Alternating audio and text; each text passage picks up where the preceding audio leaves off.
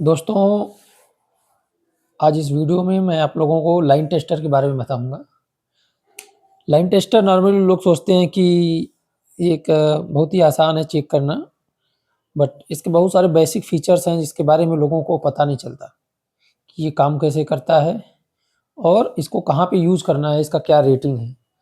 तो इसके बारे में मैं आज एक छोटा सा वीडियो आप लोगों के बीच लेकर आया हूँ, क्योंकि बहुत सारे हमारे इलेक्ट्रीशियन भाई लोग होते हैं जिनको कुछ डाउट होते हैं या वो काम तो करते हैं बट उनको मालूम कुछ बेसिक चीज़ें हैं जिनके बारे में पता नहीं चलता।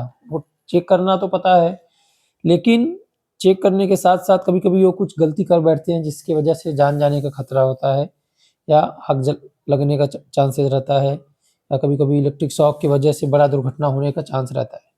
तो आप लोगों को देखने में ये एक छोटा-सा डिवाइस लग रहा है, बट इसका जो है बहुत सारे इसमें अलग-अलग फीचर्स होते हैं। क्या-क्या है इसके बारे में हम लोग आज बात करेंगे। जैसे इसका यूज़ करने का, कहाँ पे हम लोग यूज़ करते हैं इसको। इसको हम लोग नॉर्मली एसी लाइन में सप्लाई चेक करने के लिए यूज़ करते हैं, एसी लाइन में। इसको डीसी में यूज़ नहीं करते, केवल एसी लाइन में ही यूज़ करते हैं कि सप्लाई कितना आ रहा है और आ रहा है कि नहीं आ रहा है। अगर कहीं सप्लाई ब्रेक है तो उस समय जो है इस टेस्टर के थ्रू हमको पता चलेगा कि सप्लाई आ रहा है कि नहीं आ रहा है। तो हम लोग जैसा जानते हैं, जैसे हम लोग इसको लाइव वायर पे लगाएँगे तो उसका नॉब जैसे ही टच करेंगे और इसका बैक पोर्शन जो है इसको टच करेंगे तो इसमें बीच में एक छोटा इंडिकेटर रहता है, वो ब्लिंक करेगा, वो जलेगा। तो हमको पता चलेगा कि हाँ, इसमें लाइट आ रहा है। अगर ब्लिंक नहीं कर रहा है या लाइट नहीं आ रहा है तो समझिए ये पावर सप्लाई जो है कहीं ब्रेक हुआ है। तो इसके लिए इसको नॉर्मली हम लोग एसी पावर सप्लाई को चेक करने के लिए उपयोग करते हैं और डीसी में इसका उपयोग हम लोग नहीं करते हैं। कभी-कभी क्या है, कुछ लोग डीसी लाइन में भी इसको लगाएँगे तो डीसी में यूज़ नहीं करते इसको। इसलिए इसको हम लोग not use in DC, DC line में इसको हम लोग यूज़ नहीं करते इसका। तो ये तो हो गया इसका यूज़ करने का, कहाँ पे यूज़ करते हैं, कहाँ पे यूज़ नहीं करते हैं। अब चेक करने का प्रोसेस, इसको चेक हम लोग कैसे करते हैं। मान लीजिए कोई लाइव वायर है, उसको हम लोग चेक कैसे करेंगे। मान लीजिए सपोज ये एक वायर है लाइन का और इसमें हमको चेक करना है कि सप्लाई आ रहा है कि नहीं आ रहा है। तो लाइन टेस्टर को पहले हम लोग ऐसे इसका जो सामने का जो मेटल पार्ट है इसको लाइन पे ऐसा लगाएंगे हम लोग, और ये बैक वाला जो पोर्शन है इसको हम लोग हाथ से टच करके फिर इसको ऐसा चेक करेंगे। जैसे ही इसको चेक करेंगे इसमें लाइट जलेगा। अगर ये लाइट जलता है तो इसमें सप्लाई आ रहा है, अगर लाइट नहीं जलता है तो सप्लाई नहीं आ रहा है। कभी-कभी ऐसा होता है कि हम लोग इसको मान लीजिए यहाँ पे ऐसे पकड़ के कर रहे हैं, ये मेटल पार्ट जो पीछे वाला है इसको टच नहीं कर रहे हैं और इस समय अगर हम लोग चेक करेंगे तो लाइट नहीं जलेगा, क्योंकि इसको अर्थिंग नहीं मिल रहा है। तो ये लाइट नहीं जलेगा तो समझ जाइए कि हमारा जो चेक करने का प्रोसेस है वो गलत है।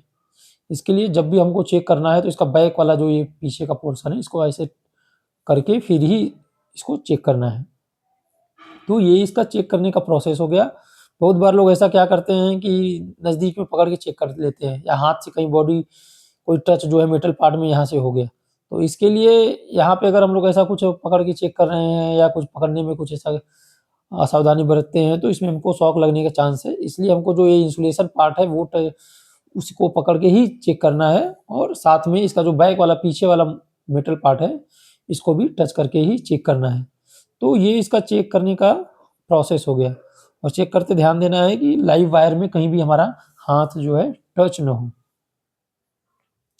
अब इसका रेटिंग के बारे में अगर हम लोग बात करेंगे तो रेटिंग क्या-क्या रहता है।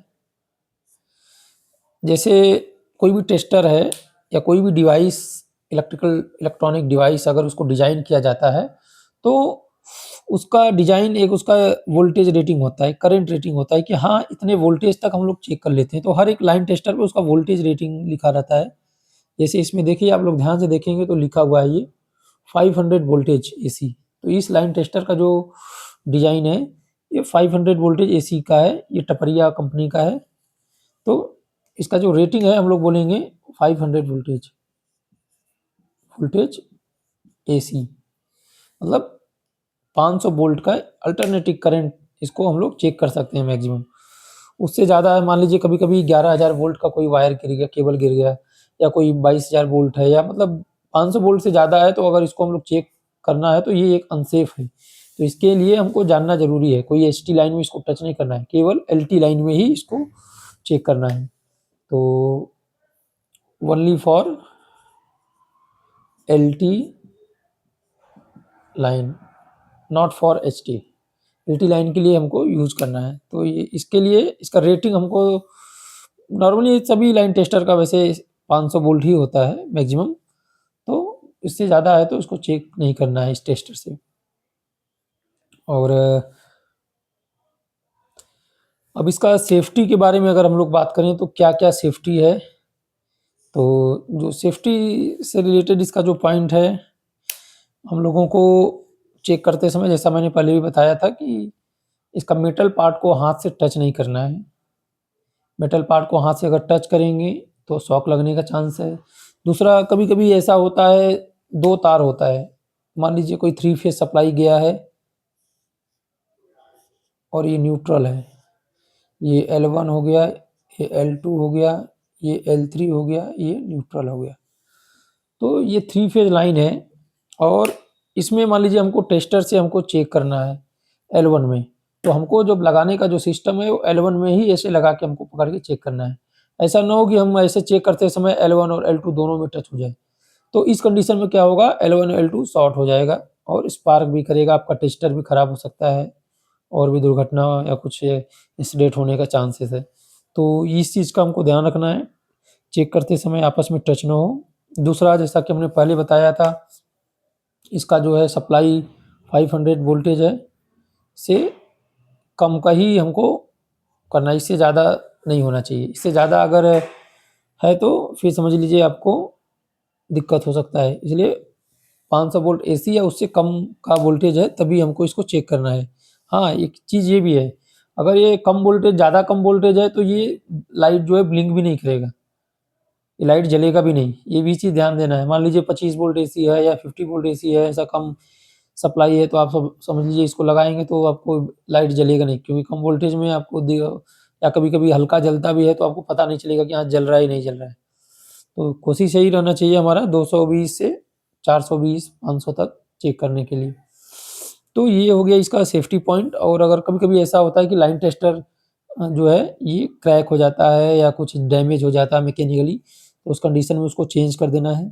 इसके यहाँ पे देखिए एक इंसुलेशन पार्ट लगा है, ये अगर आपका सामने से अगर कभी कभी क्या होता है ये जल जाता है या फिर पुराना होने की वजह से ख़राब हो जाता है, तो इलेक्ट्रिशियन लोग क्या करते हैं, चेंज नहीं करते, सोचते हैं अरे यार चलो इसी से काम चलाते हैं। लेकिन काम चलाने के चक्कर में बहुत बार ऐसा होता है कि शॉक लगने का चांस है, क्योंकि हम लोग कभी भी ऐसा टच करते हैं तो ये वाला पार्ट जो है बाई चांस कहीं दूसरी जगह टच कर गया या हाथ में टच कर गया तो ऐसा एक्सीडेंट होने का चांस रहता है। तो उम्मीद है आप लोगों को ये मेरा एक छोटा-सा टॉपिक आप लोगों को समझ में आया होगा। और अभी ऐसे ही मैं और भी वीडियो बनाने वाला हूँ जो इलेक्ट्रीशियंस के लिए, जो भी इलेक्ट्रीशियन लोग काम कर रहे हैं आईटीआई वाले या फिर जो भी डिप्लोमा करके इलेक्ट्रिकल काम कर रहे हैं, उनको बेसिक जानकारी मैं इस वीडियो के माध्यम से बताता रहूँगा। और एक-एक करके मैं ऐसे बहुत सारे और भी वीडियो बनाऊँगा जिससे आप एक कंप्लीट जो है इलेक्ट्रीशियन कोर्स कर सकें और आपको बेसिक जानकारी जो भी है आपके फील्ड से रिलेटेड वो मिल सके। तो उम्मीद करता हूँ आप लोगों को समझ में आया होगा और अभी मैं यहीं पे इस वीडियो को ख़त्म करता हूँ। और ठीक है, थैंक यू।